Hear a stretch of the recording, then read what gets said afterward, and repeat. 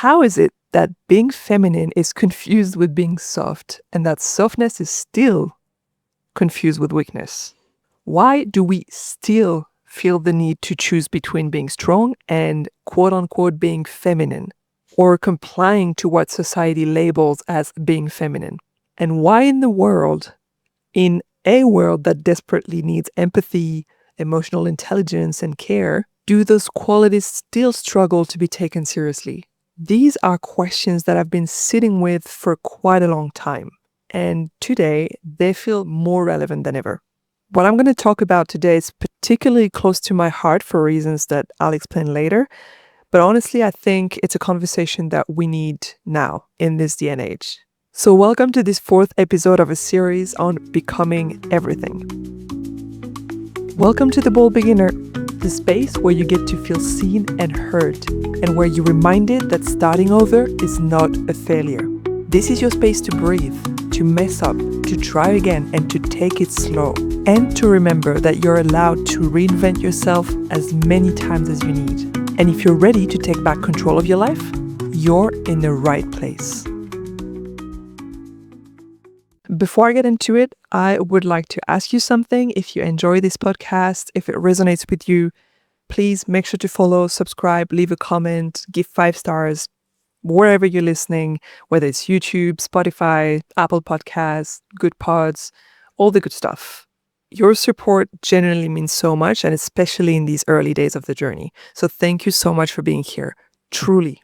As I said, today's episode is particularly important because we're living in a time where power is still largely modeled through ego, domination, and control. These days, politicians, the political space, international leadership, the public discourse, all of that is overcrowded, way too overcrowded by the same kind of energy. And it's taking a lot of space, way too much space, if you ask me. And in that process, women's voices, or I should actually say more nuanced, emotional, complex voices, they're going backwards again. And just to clarify even further, 100%, it's not men versus women. Many men embody empathy, softness, and emotional intelligence beautifully.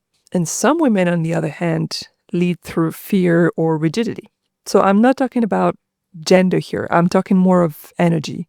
And so what I really want to talk about and dive into is what feminine strength actually looks like beyond the stereotypes and the labels and the categorization that's being made around femininity, and why being fierce does not cancel softness. And I'm pretty sure you actually guessed it because it's a recurring theme of this series, but most of the time it actually comes from it. And I'm going to start this episode by saying that the premise that we're raised on is actually wrong, because most of the time we're taught that strength looks like control, that leadership means emotional distance, and that power requires harshness or hardness. But it's interesting because research shows actually something very different. And if you look into emotional intelligence research, for instance, by psychologist Daniel Goleman, well, it consistently shows that empathy, self-regulation, emotional awareness, they're not soft skills. They're more considered performance drivers, and especially in leadership. So basically, people don't thrive under fear.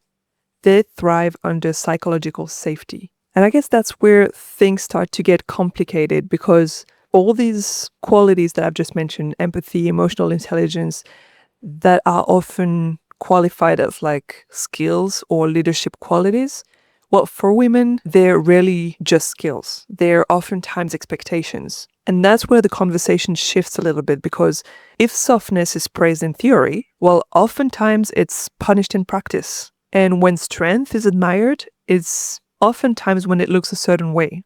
So when the research tells us that empathy is powerful and that vulnerability is courageous, it raises a deeper question for a lot of women. Who is allowed to embody these qualities? And on what terms? In what case is it rewarded versus undervalued? And this question is quite impossible to answer without talking about femininity itself. Again, that's a topic that's deeply personal to me, because I've had, and sometimes I still have, a hard time defining my own femininity. And funny story, I'm actually currently doing a course on reconnecting with my feminine side. And I think this struggle really comes from the fact that femininity has been defined for women and very often not by women. It's presented as this tight, rigid label, including and encompassing various qualities that I mentioned before, right? Like softness and everything, as if there weren't as many ways to be feminine as there are women. So for a very long time, and obviously still these days, femininity was associated with being soft, but not loud. You can be ambitious, but not too ambitious. You can have some opinions, but not be too opinionated. It's associated to wanting marriage, children, a quieter life, all these things. And of course, things have improved. They're still improving very much, but subconscious beliefs take time to unlearn. So for someone like me, who's pretty strong-tempered, pretty fiery, sometimes quite loud, I don't wear too much jewelry, I don't love spending hours on my appearance, I'm not naturally quote-unquote gracious in the traditional sense, I struggled defining my femininity. And I genuinely wondered if I could ever be feminine enough or even seen as feminine. And maybe that struggle comes from the illusion that femininity is something to perform instead of something to inhabit, something to be, to incarnate. And I'm talking about those internal struggles, those internal misconceptions, but there are also some very real, very subtle ways that unconscious bias keeps women small, that keeps us from being fierce or from embracing all facets of our femininity. And I'll just give some very explicit, very day-to-day like example because I've noticed this a lot in sports. So if I take the example of surfing, the surfing community has incredible people like everywhere, and like everywhere as well, it also has its bad apples. But that's a pretty relevant example in my opinion because that's a very man-dominated sport. And a female friend of mine told me once that she got into the habit of screaming at the last second before catching a wave. And she did that not out of aggression, but only to destabilize some men and catch the wave herself. And that was because she noticed that many men wouldn't respect the rules at the lineup and that paddled stronger to take waves that she was clearly going for because they knew they could.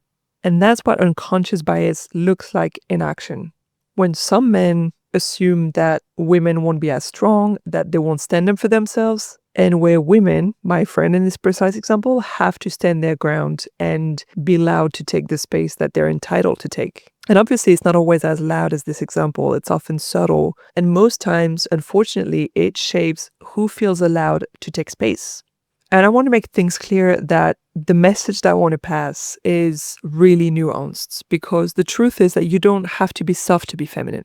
But also, being feminine does not require you to lead with softness at all times. In my case, like I said earlier, I'm not the softest person. I'm fiery. I'm pretty direct.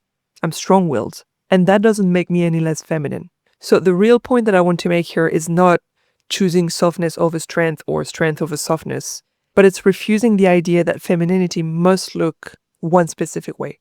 So you don't need to abandon softness to be respected, but you also don't need to perform softness to be valid. You can be fierce through empathy. You can be fierce through clarity. And you can be fierce through many things. Boundaries, presence, consistency, anything. You can hold boundaries without becoming rigid, as opposed to what a lot of people are trying to make you believe. And strength doesn't stop being feminine just because it's loud or unapologetic or visibly powerful. And I've actually experienced that pretty explicitly in my own life. For those who don't know me yet, I have led a business before, a startup a few years ago, and I always made it a point to not lead through fear or through dominance or intimidation. My way of leading was always to lead by example and through empathy and through kindness. And it didn't mean that I didn't set very high standards still, but I never enforced them aggressively. All I ever did was embodying those standards myself. And I'm very proud that my team always gave me 10,000%. And it wasn't because they were afraid or they were worried that they would lose their job if they didn't perform enough or whatever. Most of the time it's because they felt respected. And it exactly aligns with what leadership research shows, that environments built on trust and emotional safety consistently outperform those built on fear and control. So the simple truth that I want to leave you with is that there are, in fact, as many ways to be feminine as there are women. And being fierce is feminine. Being unapologetic is feminine. Being ambitious is feminine. Being loud is feminine. Being quiet is feminine. And in this day and age where more and more people are trying to make women feel wrong for taking space, staying soft while standing firm becomes a radical act. So most of the times I don't really like these episodes to just stay in your head and that's about it. So I'd like to offer you a small exercise, just something practical that you can take with you. So I'd like to invite you into a very simple reflection. I'd like you to think of a recent situation where you either held back or you softened your voice, you stayed quiet, or you made yourself smaller. And then once you have this situation in mind, ask yourself, were you being soft because it felt true or because it felt safer? And the next question would be, if you hadn't been trying to be acceptable, what would have come out instead?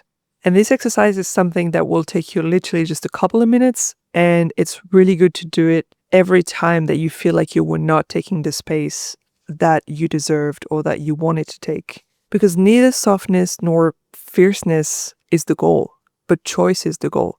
So if the answer to the scenario that you had in mind was that what would have come instead would be a silence that was chosen, that's perfectly acceptable too. But you see that the important part here is that you chose this situation rather than being passive.